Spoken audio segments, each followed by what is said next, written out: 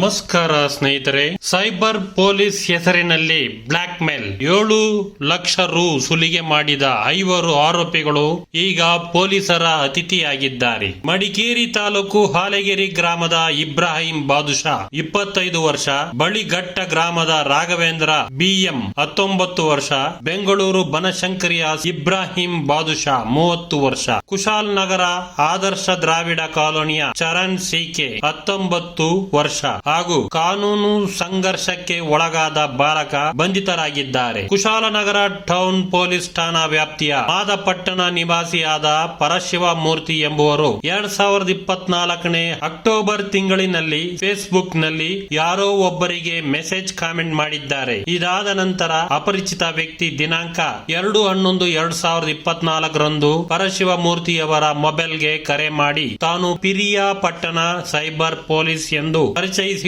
ನೀವು ಹುಡುಗಿಯರಿಗೆ ಸಾಮಾಜಿಕ ಜಾಲತಾಣದಲ್ಲಿ ಆ ಮೆಸೇಜ್ ಕಾಮೆಂಟ್ ಮಾಡಿ ಟಾರ್ಚರ್ ನೀಡಿರುವ ಕುರಿತು ದೂರು ದಾಖಲಾಗಿರುತ್ತದೆ. ನೀವು ಹಣವನ್ನು ನೀಡಿದರೆ ಈ ಸಮಸ್ಯೆಯನ್ನು ಸರಿ ಮಾಡುತ್ತೇನೆ, ಇಲ್ಲವಾದಲ್ಲಿ ಮನೆಯ ಬಳಿ ಬಂದು ನಿಮ್ಮನ್ನು ಕರೆದುಕೊಂಡು ಹೋಗಿ ಜೈಲಿಗೆ ಹಾಕುತ್ತೇನೆ ಹಾಗೂ ಅಕ್ಕಪಕ್ಕದವರ ಮನೆಯ ಮುಂದೆ ನಿನ್ನ ಮಾನ ಮರ್ಯಾದೆ ಹೋಗುವಂತೆ ಮಾಡುತ್ತೇನೆ ಎಂದು ಬ್ಲಾಕ್ ಮೇಲ್ ಮಾಡಿದ್ದಾನೆ. ಹೀಗೆ ಪರಶಿವ ಮೂರ್ತಿಯವರ ಮೊಬೈಲ್ಗೆ ಹಲವು ಬಾರಿ ಕರೆ ಮಾಡಿ ಎದುರಿಸಿ ಸುಮಾರು 7 ಲಕ್ಷ ರು ಹಣವನ್ನು ಪರಶಿವ ಮೂರ್ತಿಯವರಿಂದ ಪಡೆದುಕೊಂಡಿರುತ್ತಾರೆ. ಇದರಿಂದ ರೋಸಿ ಹೋದ ಪರಶಿವ ಮೂರ್ತಿಯವರು ಆರೋಪಿ ವಿರುದ್ಧ ಕಾನೂನು ಕ್ರಮ ಕೈಗೊಳ್ಳುವಂತೆ ದಿನಾಂಕ 11/1/2025 ದೂರು ನೀಡಿದ ಮೇರೆಗೆ ಕುಶಾಲನಗರ ಪೊಲೀಸ್ ಠಾಣೆಯಲ್ಲಿ ದೂರು ದಾಖಲಿಸಿಕೊಂಡು ಕಾಲಂ ನಂಬರ್ 318/2, 319/1, 308/2 BNS ಅಡಿಯಲ್ಲಿ ಪ್ರಕರಣ ದಾಖಲಿಸಿಕೊಂಡು ತನಿಖೆ ಕೈಗೊಳ್ಳಲಾಗಿದೆ. ಪ್ರಕರಣದ ಆರೋಪಿಗಳನ್ನು ಪತ್ತೆ ಹಚ್ಚಲು ಸೋಮವಾರಪೇಟೆ ಉಪವಿಭಾಗ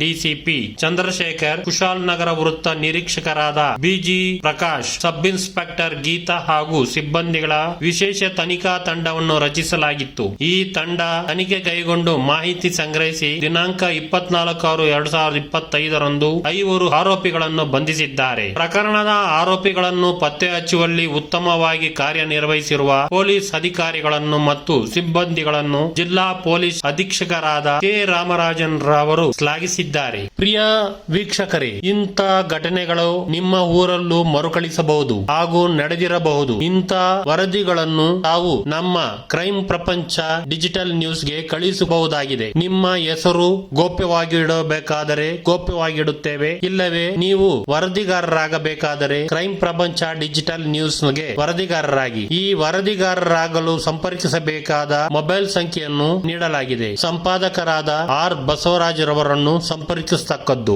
ನಮಸ್ಕಾರಗಳು.